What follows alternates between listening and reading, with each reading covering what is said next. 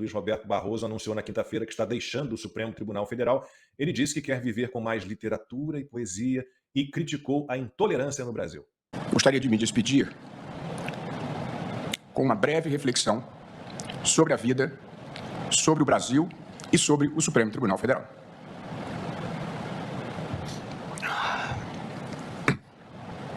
Apesar da agressividade e da intolerância que ainda se vê aqui e acolá, reafirmo a minha fé nas pessoas, no bem, na boa fé, na boa vontade, no respeito ao próximo e na gentileza sempre que possível.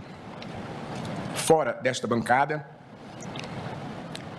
continuarei a trabalhar por um tempo de paz e fraternidade. E reitero, a integridade, a civilidade e a empatia vêm antes da ideologia e das escolhas políticas. O radicalismo é inimigo da verdade. A gente, na vida, deve ter cuidado para não se apaixonar pelas próprias razões. Muita civilidade, dizer alguém que o interpela educadamente, perdeu o mané, não a mola. Mas o Barroso foi um dos piores ministros do STF na história da corte. O problema todo é quem vem para o lugar dele. Será a 11ª indicação do Lula ao Supremo Tribunal Federal, nesses 3 mandatos dele, e o favorito do PT é o atual advogado-geral da União, Jorge Messias, ou Bessias, e tomando como base o que Messias tem feito na AGU, ele seria mais um ministro no STF que rasga as leis, né? A Advocacia Geral da União foi transformada pelo Messias num escritório particular de advocacia do Lula. Está abrindo aí a todo momento processos por injúria ao petista, inclusive tendo jornalistas como alvo. E a AGU, que deveria, né, defender os interesses da União, o erário, né, ela também resolveu auxiliar o Alexandre de Moraes no recurso dele contra as sanções impostas por meio da lei Magnitsky. Está saindo do orçamento da AGU, dinheiro dos pagadores de impostos, a graninha para bancar um escritório caríssimo de advocacia aqui nos Estados Unidos, contratado para defender o Alexandre de Moraes. Consta, então, é ótimo, né, a gente se livrar do Barroso, já vai tarde, mas quem vai entrar no lugar não será, provavelmente indicado pelo Lula, não será alguém muito melhor. Quando a gente lembra que o PT indicou quase todos esses aí, a gente se dá conta do porquê da situação do Brasil, né? O Bessias está também acenando aí para o povo evangélico, né? Porque ele se diz e petista e evangélico não deveriam se misturar como água e óleo, mas enfim, quando se misturam é porque tem petista tentando enganar evangélico, né? A gente sabe disso. Quanto ao Barroso, Lacombe, ele continua com essa maneira de falar em recivilizar o país, né? Com essa mania dele de se colocar como alguém muito acima da razão. Ele foi fazer um retiro espiritual para decidir essa aposentadoria, talvez com o João de Deus, quem ele considera que tem poder transcendente.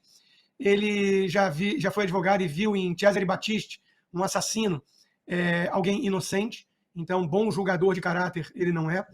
Ele falou de radicalismo, mas ele num convescote de comunistas da UNE disse: nós derrotamos o bolsonarismo. Imagina, né, se um juiz pode assumir partido dessa forma, ele que acabava de ser do TSE, que fez a eleição mais partidária da história. Então, de novo, né, ele não deixa nenhuma saudade.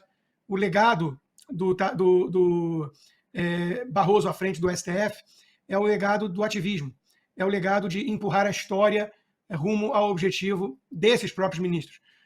Vamos lembrar aqui que num evento da LIDE em Nova York, coisa que ele mais sente falta, né, de poder ir para os Estados Unidos e tudo, é a primeira aposentadoria Magnitsky que a gente conhece, né, e eu acho que isso não deveria livrar a cara dele de uma sanção, diga-se de passagem, mas num evento desse da LIDE, para a deputada Tabata Amaral, ele disse: nós do bem, da democracia, vamos derrotar as forças do atraso, as forças do mal, leia-se Bolsonaro. Então, de novo, o Barroso não é sinônimo de nada de bom no magistrado. Ele, pelo contrário, ele é alguém que representa a visão neoconstitucionalista tacanha de quem faz uma interpretação infinitamente elástica da Constituição, né, uma hermenêutica infindável, que ele pretende sempre reinterpretar a sua imagem e semelhança, porque ele é alguém muito superior aos réis mortais, inclusive aqueles que escreveram a Constituição, e ele sabe para onde empurrar a história. Sem dúvida nenhuma, para longe do bolsonarismo, que ele considera o atraso, que ele considera coisa de bárbaros, né? Ele prefere se colocar ao lado do Lula, do Dirceu, da turma do Mensalão, e chamar quem discorda dele de radical. Então não deixa saudade nenhuma. O problema, claro, como você colocou, é quem vem em seu lugar. Os nomes cotados são um pior do que o outro. Lud, eu vou passar para você primeiro, depois eu vou para a Ana, que aí a gente já fala um pouquinho da videoconferência, né? Porque essa questão toda de sanção, a videoconferência do Lula com o Trump. Eu queria que a Ludmilla fizesse aí um apanhadão assim, desse tempo todo em que o Luiz Roberto Barroso esteve no STF, não só o período dele na presidência, Lud. Um dos piores momentos, eu acho, do Barroso no STF foi naquela época em que o STF julgou a criminalização da homofobia.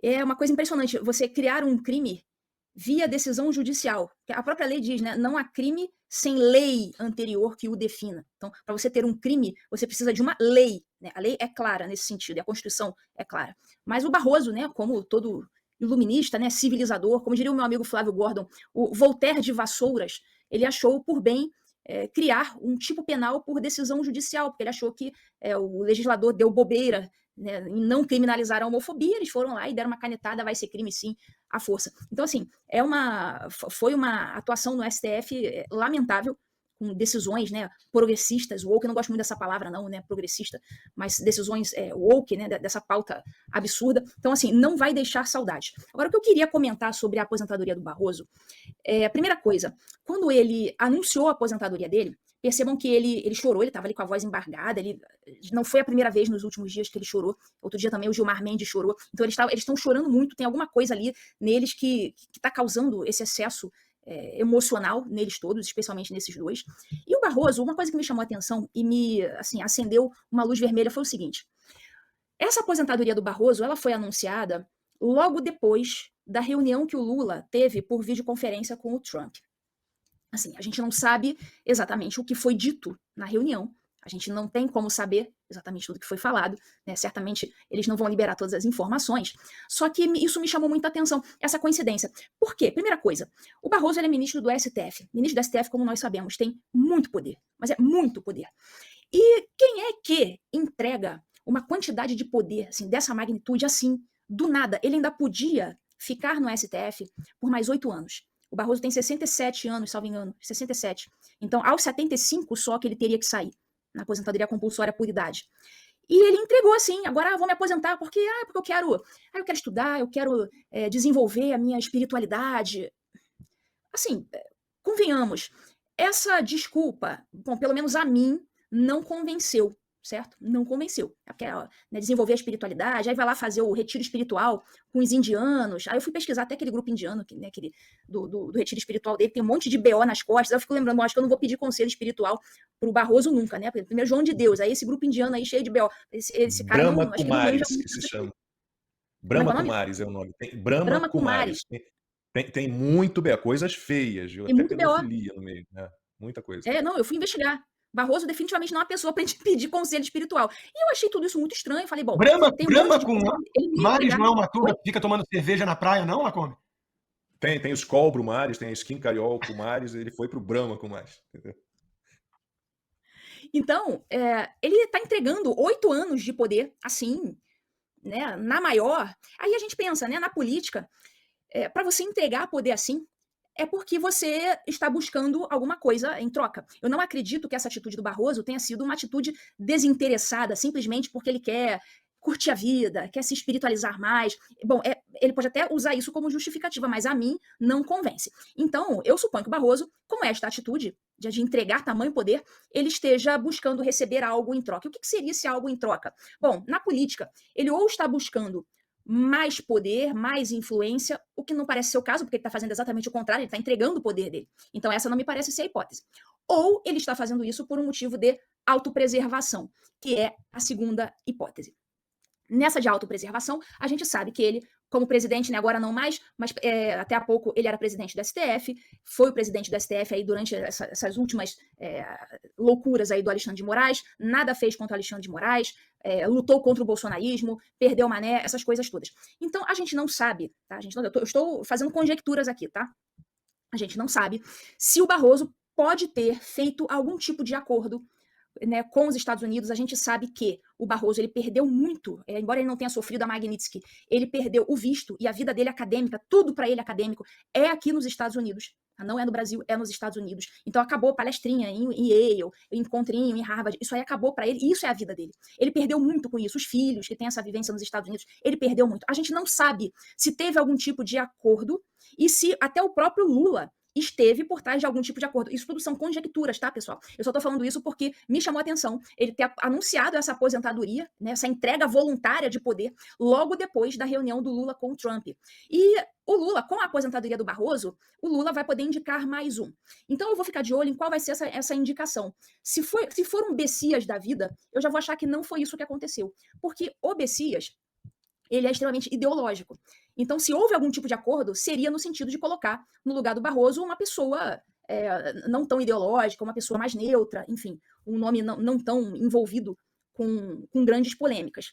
Então, vamos acompanhar se ele vai indicar um Bessias da vida ou se vai indicar um Bruno Dantas, um cara que não é, pelo menos não reconhecidamente tão ideológico como um Bessias. Eu acho que isso vai ser um indicativo de se houve algum acordo debaixo dos panos aí ou se não houve, tá? Mas tudo são conjecturas, vamos esperar aí o tempo fazer a sua parte, né? De repente a gente descobre o que aconteceu.